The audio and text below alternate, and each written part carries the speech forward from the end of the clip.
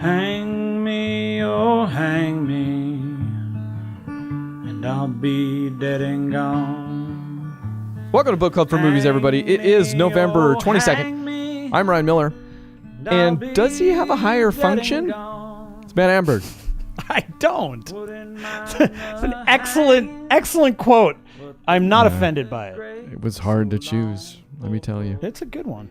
This week on Book Club for Movies, where we watch a movie, you watch it too, you tell us about it, and we talk about it. Nice and concise, which Okay. I love the rhyming of that on accident. Did it rhyme? Well, nice and concise.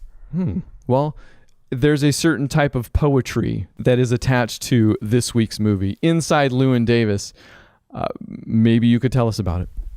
I certainly can. Inside Llewyn Davis, an hour and 44 minutes, written and directed by Joel and Ethan Coen, starring Oscar Isaac, Carey Mulligan, John Goodman, Adam Driver, and Justin Timberlake. Here is your book club for movies, Inside Llewyn Davis synopsis. In the 1960s Greenwich villain folk scene. Sorry, Greenwich villain?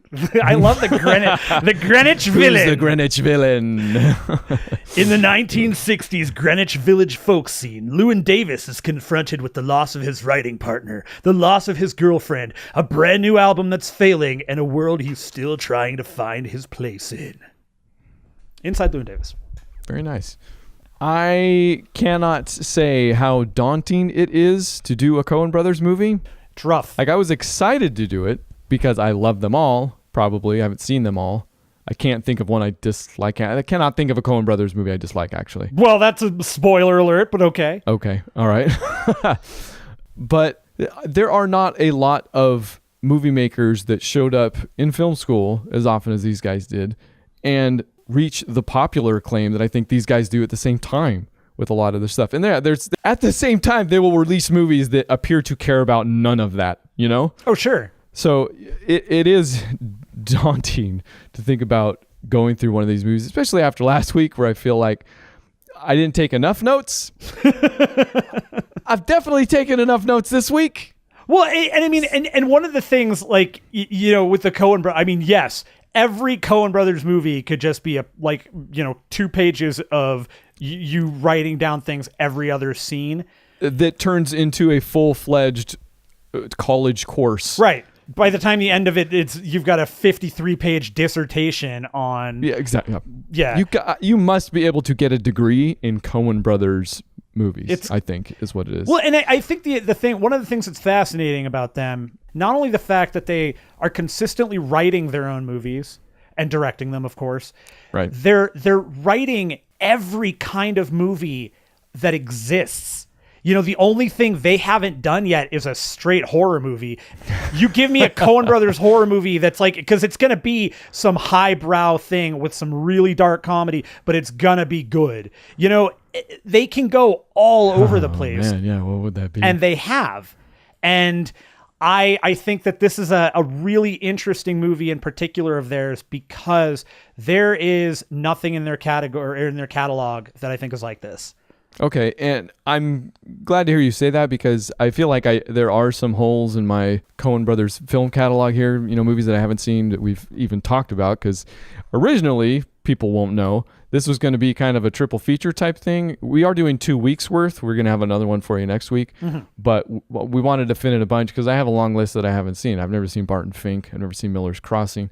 I have Hail Caesar that I haven't even seen. I don't know how you haven't seen Miller's Crossing. It's your name. But when I watched this, I couldn't think of another one of theirs that it was like. I mean, I can think of, there's shared DNA, obviously, and there are common themes, I think, between Coen Brothers movies, and we can get started with the movie itself, because one of those themes is kind of this supernatural element. Okay. That's a bad way of explaining it. No, but I'm loving this. I am. Okay, well, there's always kind of that shadowy figure or that shadowy something in some of their movies.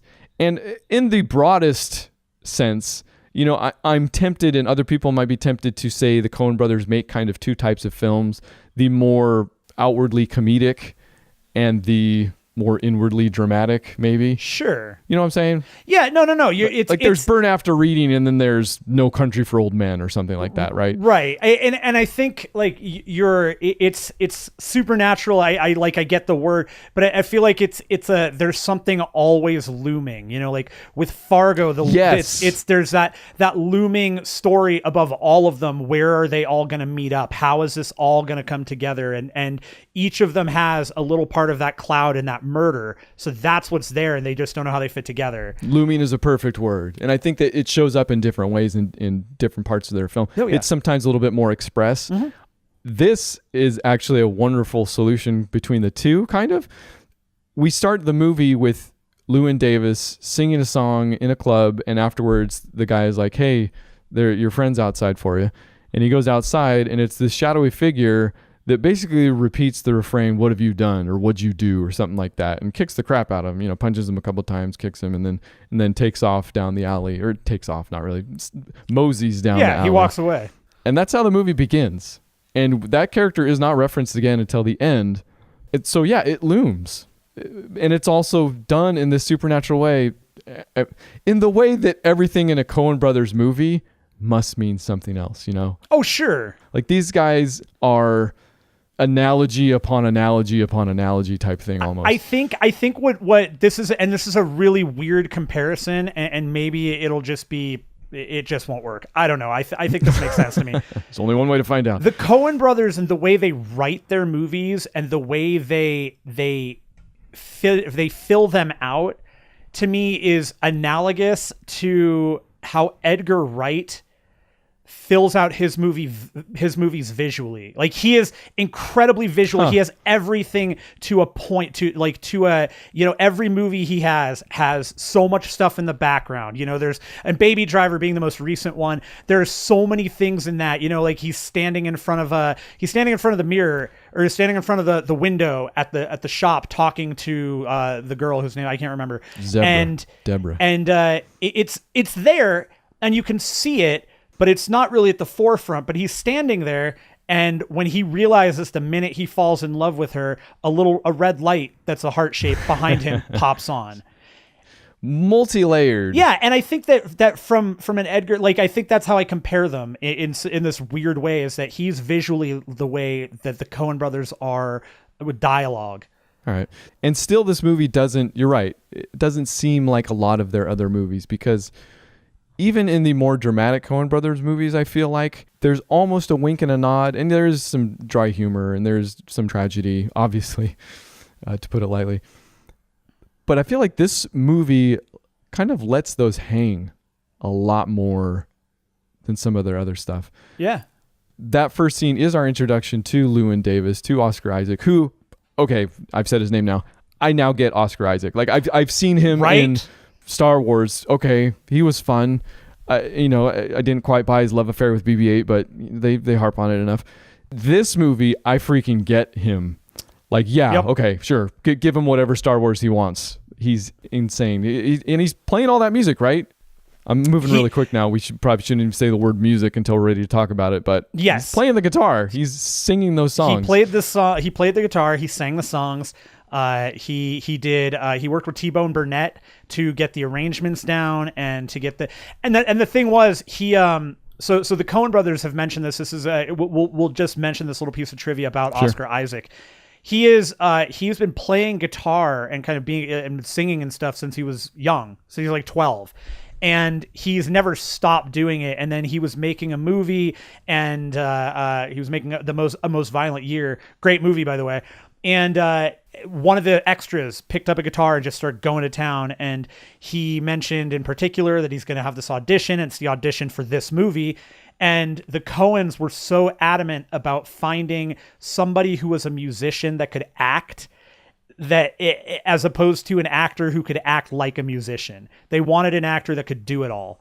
They found him, man. And and they found Oscar Isaac. Just blows this away. And he's such a misanthrope in this movie. Like, he is in a way the most unlikely protagonist, and yet what they build around him that would fall apart without him is we're introduced to him as a folk singer. coming up in, this is Greenwich Village, right? And he is friends with a bunch of other folk singers, which to me, towards the end of the movie, became a way of establishing the time period, really. It didn't latch onto right away that this was taking place in the 60s? 1961. 1961, okay. Didn't grasp that immediately. I mean, folk music being kind of eternal in a way, I guess. Well, and that can't blame me. The line that he has That's in true. the movie. There's a freaking line. What is it? It's my favorite line of the movie. It says, "If it's not if it's not old and if it's not new, it's a folk song." Right. Wow, man. I think I would have picked up on that. Well, and you know, I'll get back to this real quick, because this is again multi-layered movie, but I think a lot of this stuff and who he is summarized in that beating, because he views himself throughout the whole movie as a sad sack, and he's a victim. And every single thing about it is because he makes it that way, and he does. I don't know. But it's not. It's done. I don't know if it's something about the phrase he views himself as a sad sack. I'm not sure that he does. I'm not sure that he's completely clued in. Like any true sad sack. No, you're. I'm not sure that he's walking around like, woe is me. No, you're right. I think he sad sack is the wrong way of putting it, because no, it's the right way of putting it. I just think that it's something put on him and not something that he would necessarily use to describe himself. Sure.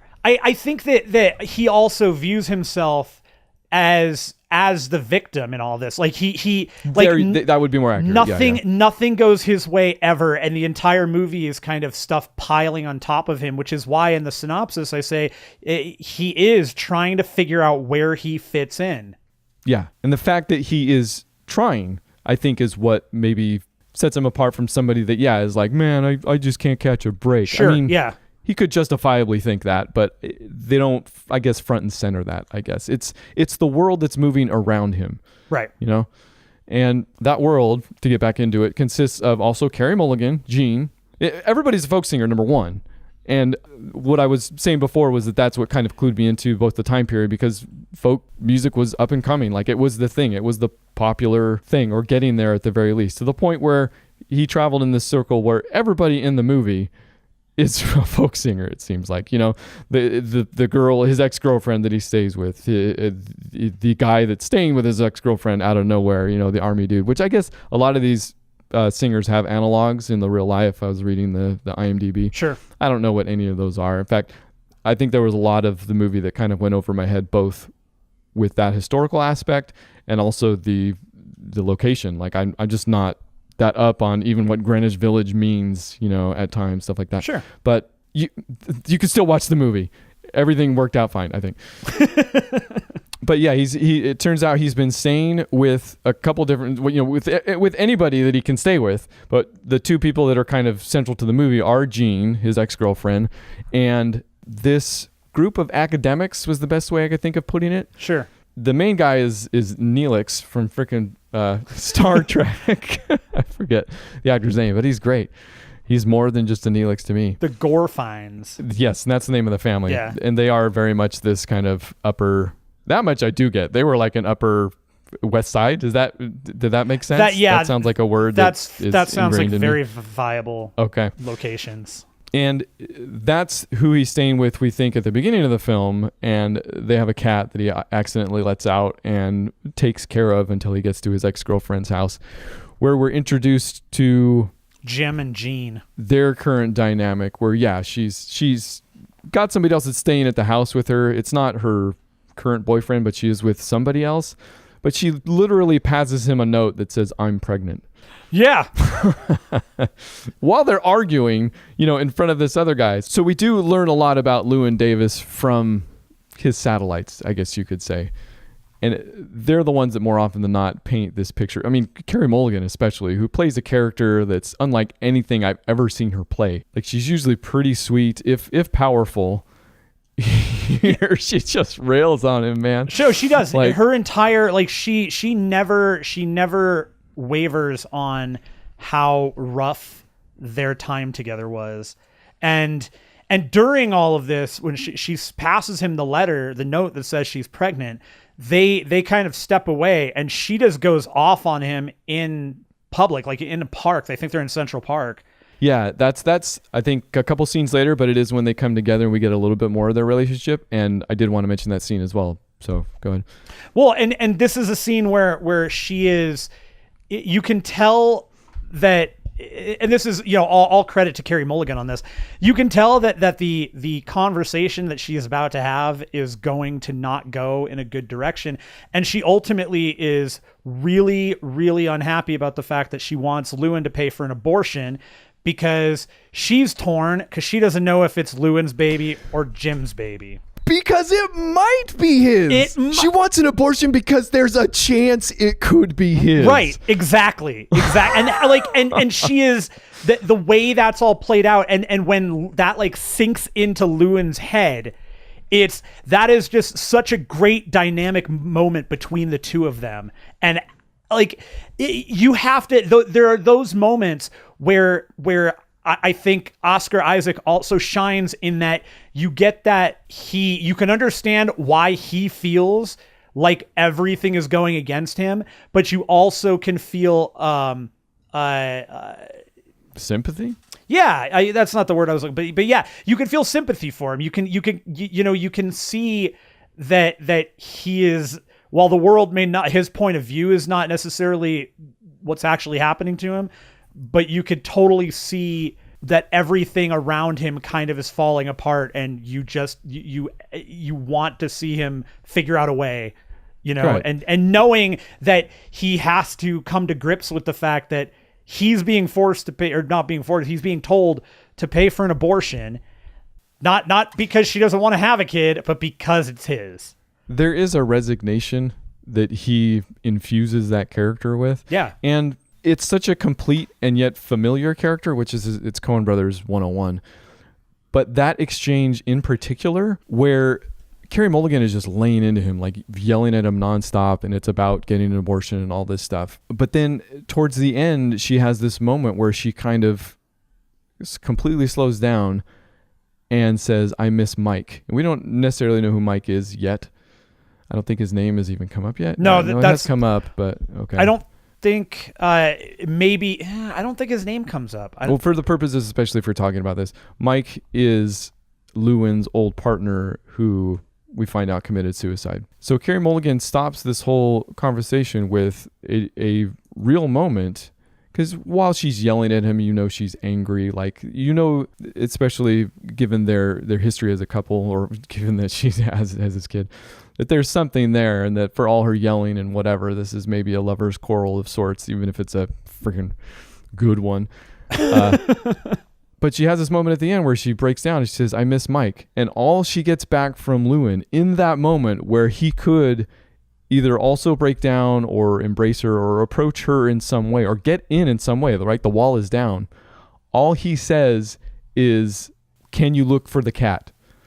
Who, while he brought the cat from the first apartment to her apartment, and the cat got away through a window and he couldn't get it back.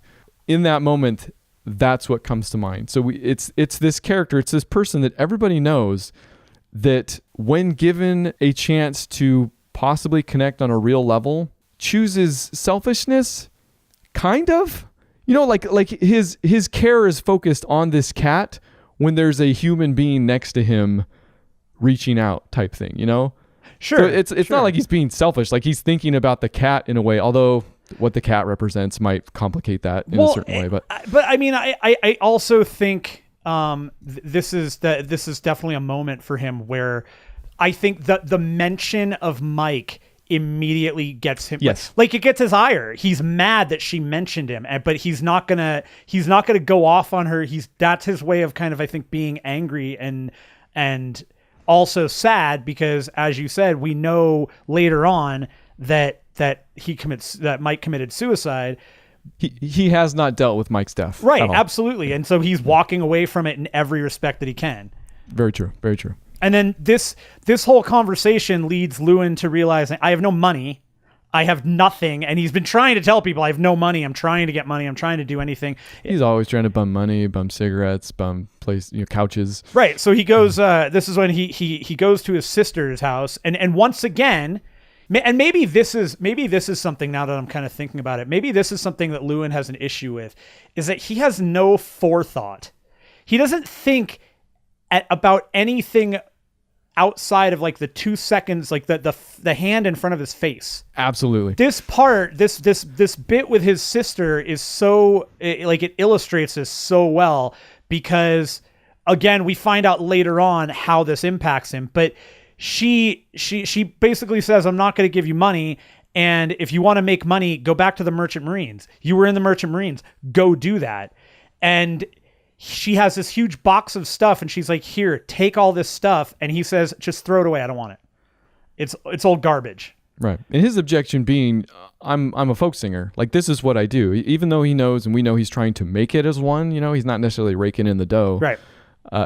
That's his main focus. That's the thing in 2 seconds in front of him at the moment. Yeah. Is that, this is what I do. This is my art. This is what I'm trying to do.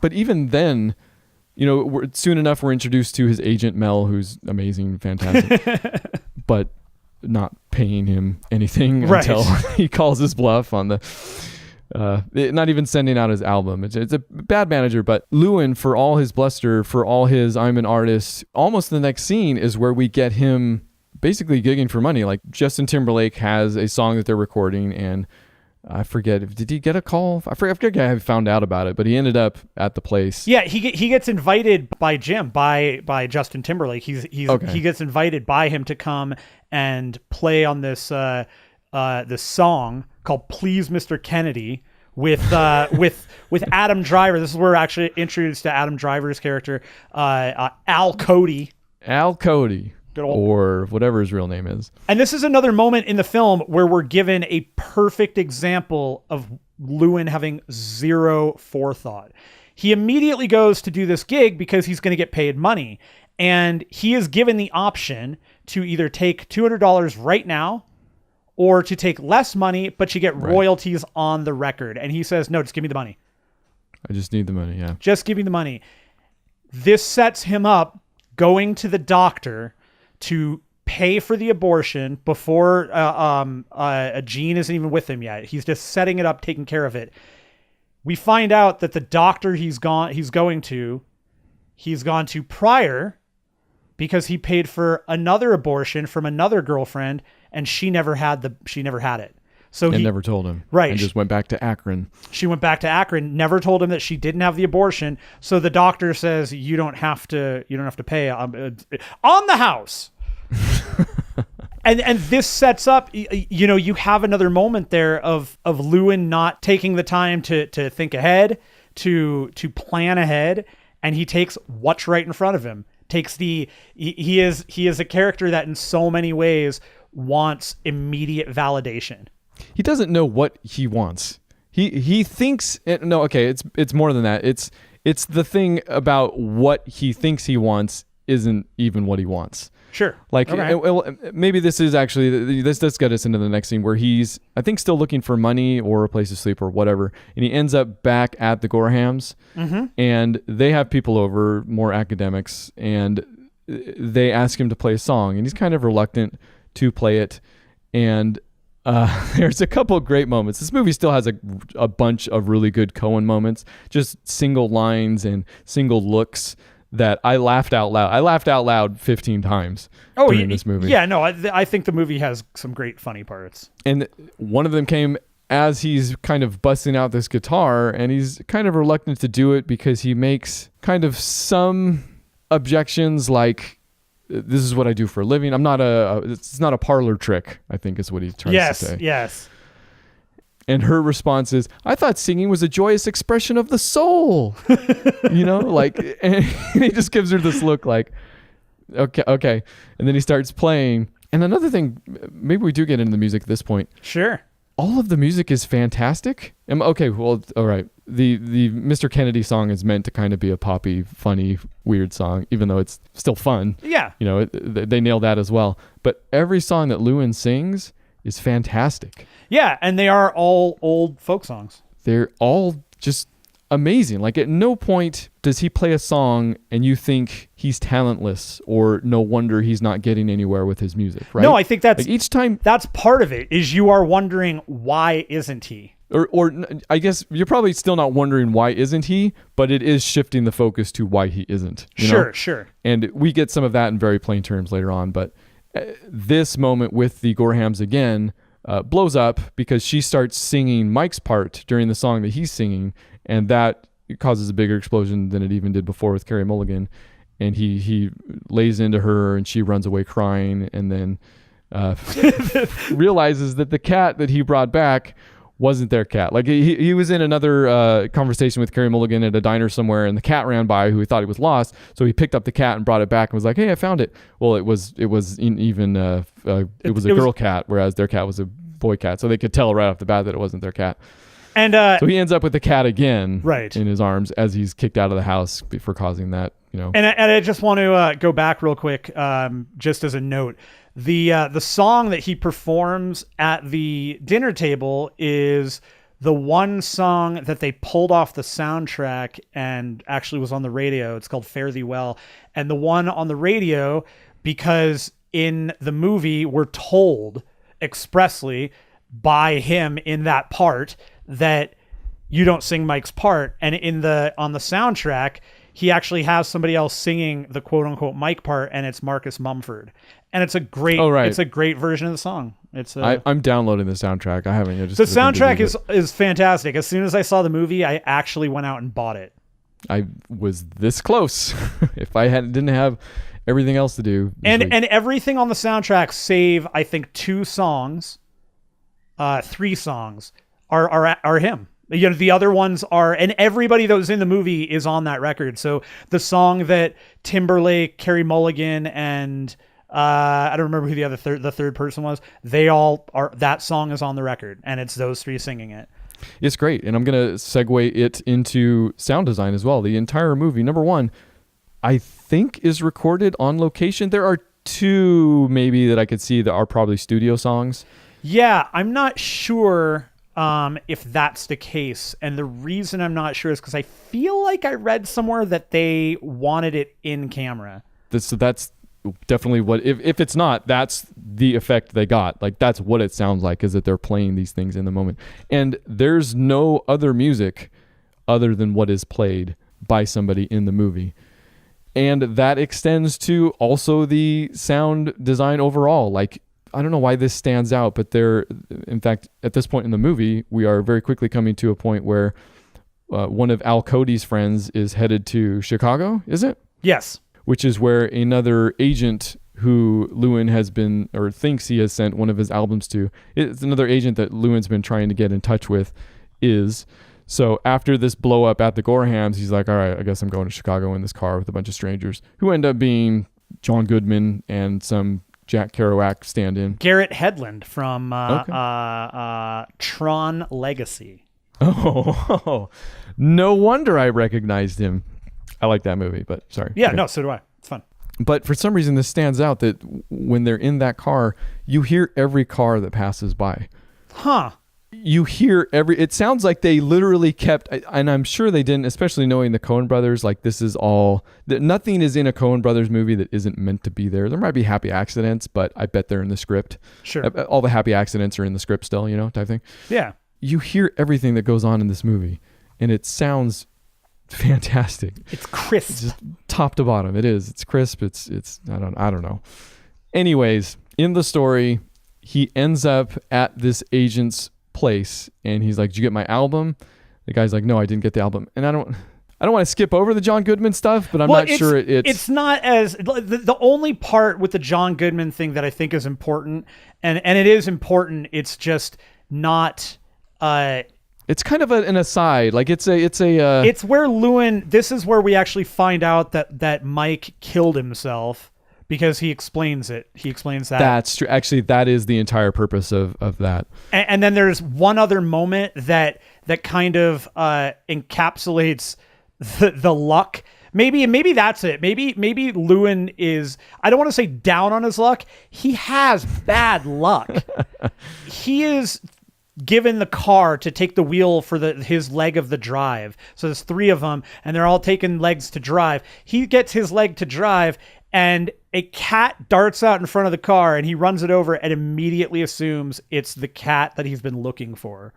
And he has a total moment of what the hell is going on? It's the supernatural moment. Like it is. I don't think he even assumes it was the cat. I think his reaction is made to tell us that it is the cat. The cat represents something in this entire movie, and I can't give you a one-word thing for what that is. It's some remaining part of Llewyn Davis.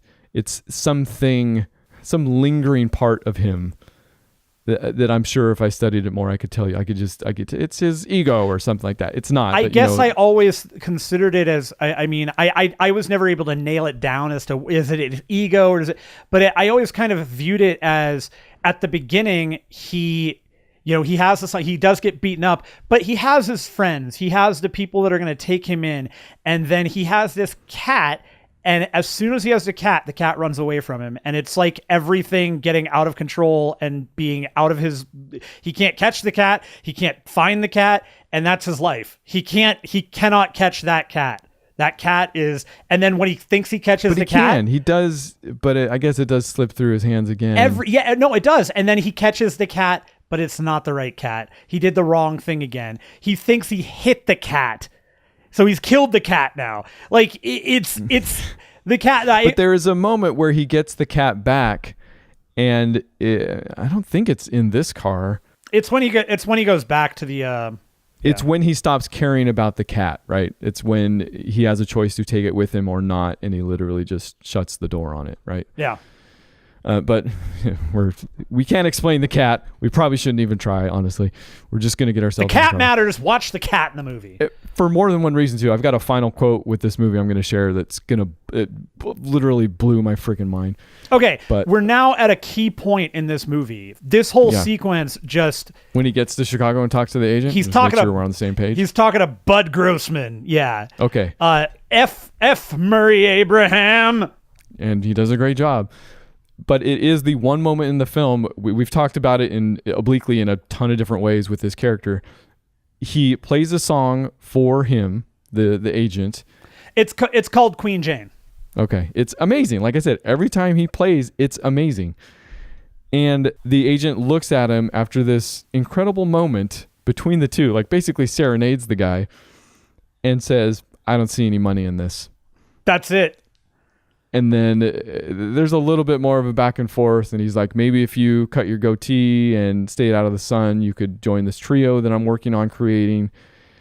And it is the perfect moment that you realize that what Llewyn Davis wants, yes, he always wants what's right in front of him, but he doesn't actually know what he wants. Like when he explodes at the Gorhams, he's like, this isn't a parlor trick. This is my art. But then he also in the same breath says, it's what I do for a living. It's my job. Like he doesn't really have a handle on what music even means to him. That's a really good catch. That's a really good catch. And then at this point, this guy turns him down and and there's another great line where he says, you should get back together with the other guy. Yes. Yeah. And basically, and Oscar Isaac says, that's a good idea, basically saying, yeah, I should kill myself or something like along those lines. Yeah. But he doesn't get that he doesn't want or need the approval of that guy. That guy is the business guy, right? That guy is every stupid record label thing you've ever heard of about selling out and this garbage and that garbage. I mean, it is garbage, whatever.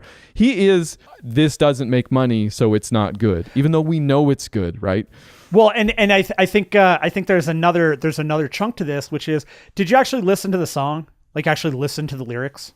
Yes. So the song is in so many ways autobiographical about his life because it's about a child having to be removed from the mother. And he's essentially talking about the abortion that's going to happen, and he's pouring his heart out. This is the moment where, not at the beginning, not when he's playing the Mr. Kennedy song, not at the end.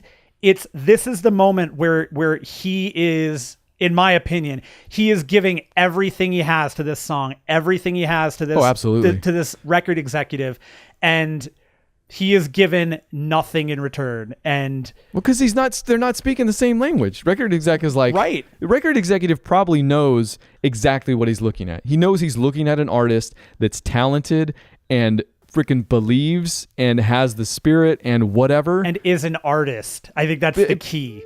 But it doesn't matter. That's not what he's looking for. He's looking for money. His first line, I don't see any money in this. Mm-hmm. And Llewyn Davis thinks it's one and the same, or can't see far enough beyond, trying to make some sort of a living. I mean, there's so much there, obviously. Yeah, and this moment, I think there's an underscore to this moment that happens at the end of the film, and we'll get there. And hopefully I'll remember to mention this, because this is not only an important moment for us, but it is an important moment for Llewyn. One quick correction. He leaves the cat on the way to see Grossman and then hits the cat on the way back. So we're still going downhill basically with Llewyn after his getting turned down by the manager that he thinks he wants but doesn't. He finds the cat after he gets back because he's surprised that it's there when he goes back to the Gorsheims. Yeah, well, he goes back there and they have found their cat, the actual cat. Okay, you were getting there. Sorry. But again, the cat, I don't want to get too caught up in the different cats that there are. There is essentially one cat that means one to two things. Even though they're played or characterized differently in, it's we're talking allegorically here. That's the word I'm looking for. There it Not is. even analogy, allegory. I There love you it. go. Okay. But yes, he gets turned down by the gross man and has essentially given up at this point. Like, goes to rejoin the Merchant Marines, even though he can't really get that right. His sister did throw away his stuff, and he's already wasted all his money on getting his dues up to date that he now can't ship out. So he's trying to quit, and he can't even succeed at that, essentially. And in the process, we should probably mention this one too, because it just keeps going downhill. Like, you think you keep waiting for the turnaround, because the music is so beautiful, I think, is part of the reason I was latching onto it so hard. Sure. But he goes to his dad, who has some sort of dementia, you kind of get the feeling, and plays him another beautiful song and says something along the lines of, "You used to like this." And his dad kind of has, looks out the window for a bit, looks back, has kind of differing moments where you think maybe something is landing, like something is arriving, some lucidity is returning, based on this magical music of sorts. And he finishes the song and they look at each other and he says, "Wow." And you're like, "Oh, did we finally get it? Did we get to find out what it was even?" And the answer is, in order, no and yes. His dad messed himself right then and there. During the song. So that was not the turnaround.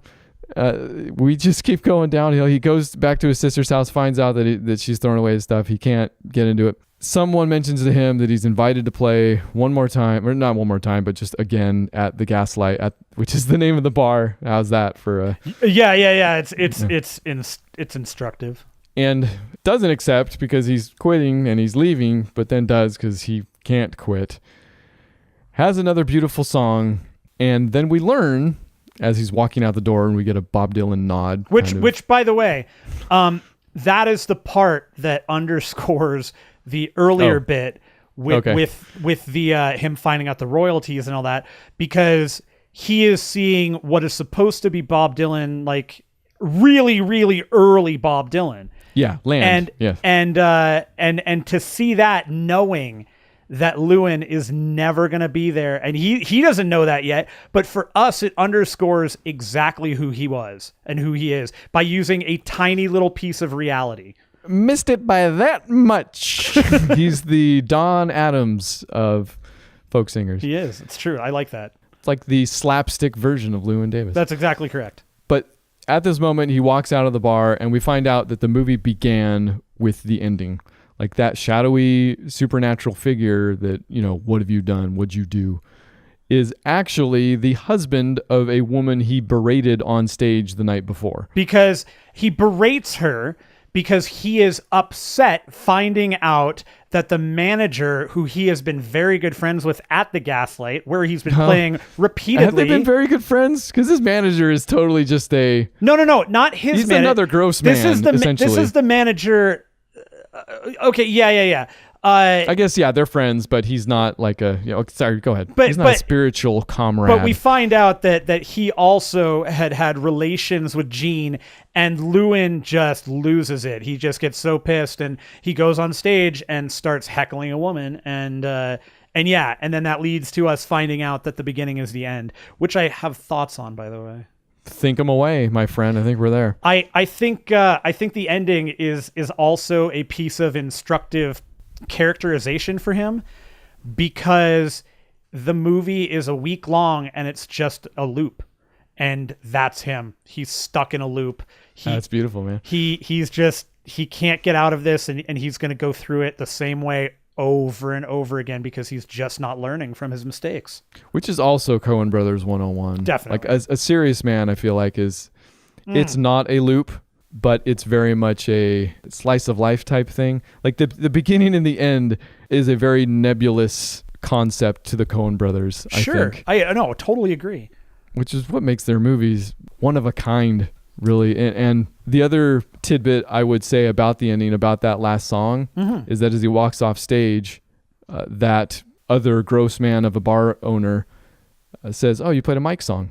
So he's essentially, there's a coming to terms with that as well.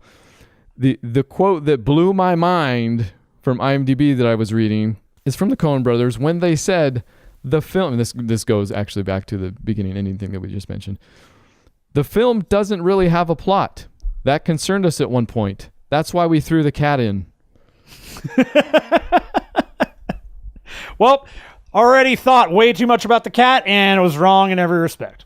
Do these guys even have to try, man? Clearly not. That's why we threw the cat in. The through line. That's why we threw in the thing. Oh, gosh. They just don't, like, dude. It's unfair. Like it is. Seriously, do they even know? There's like, yeah. That's just ridiculous. It's a fantastic movie, man. Thank you again. I'm really glad you liked it. 20 for 20 or whatever it is. I'm really glad you liked it. That movie, in a lot of ways, I identify with him in a lot of ways, and I've kind of talked about the fact that I go to therapy, and a lot of my therapy is probably the stuff that Llewyn should do. and I identify with so much of who he is or who he thinks he is, and it's hard. That's hard to come to grips with. But I think for me, anyways, seeing that as eloquently created and realized as it was helped me kind of come to grips with certain things, certain aspects of myself. And so between that and then the fact that all of that music, I'm not a huge folk singer fan. It's not, folk music is not my...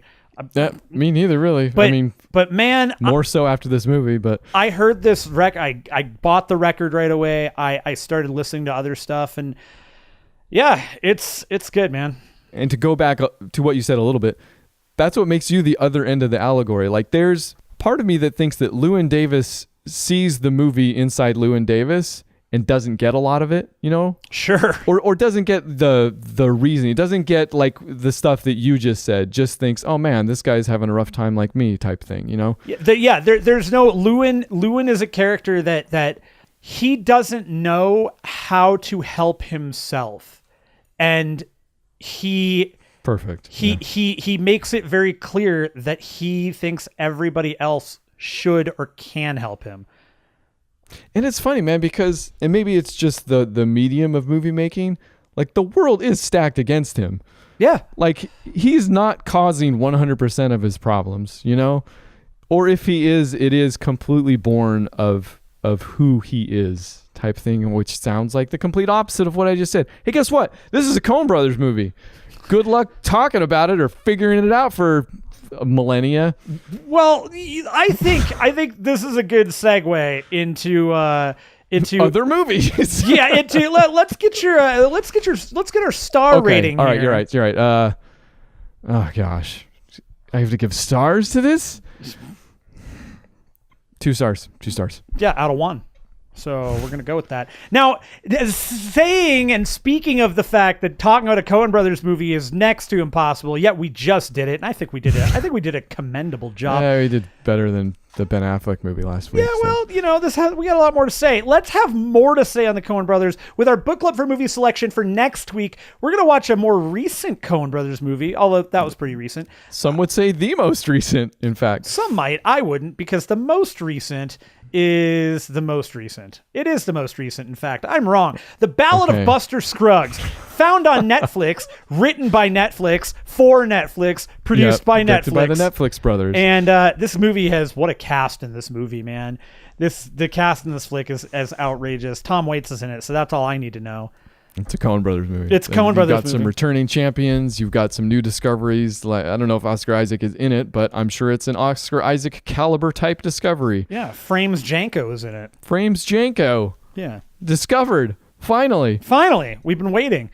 But okay, Ballad of Buster Scruggs. It's on Netflix. Podcast at bookclubformovies.com. Let us know what you're thinking about it. You know where we're at. It's new. We're doing a new movie. Don't miss a chance to watch a new movie and talk about a new movie with us, who just hardly ever do new movies. It seems like. And this is a new movie that's streaming immediately. Yeah, you could not watch it. You could. It's on right now. It's impossible to know any reason that you would not do this. But now let's just do the rest of the show. Okay, I only have one other movie. It'll be quick. It's all right. Have you heard of The Incredibles 2? I've heard of that. How'd you like The Incredibles 1? Top 3 Pixar movies. Okay, all right.